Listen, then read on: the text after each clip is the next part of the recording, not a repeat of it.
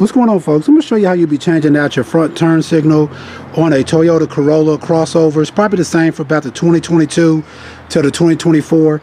Unfortunately, if you need to change out your headlights itself, you have to remove this whole basically headlight assembly and replace that whole thing. But if you need to change out your turn signal, all you got to do is come in here, you pop your hood, you'll see this right here. It's pretty simple to get to it. All you want to do is just spin it like that. And once you do that, your turn signal will come out. Then all you have to do is basically just unplug the bulb out just like that. Make sure that you're using gloves when you do this also, because if you get grease and stuff like that or dirt on the bulb, it's going to make it go out quicker than what it needs to.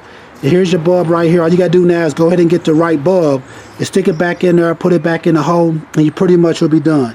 Alright folks, once again, this is how you would change out your front turn signal on a Toyota Corolla crossover from about the 2022 till the 2024. Alright, please check out our other helpful videos. Please like, subscribe, and share. Thanks.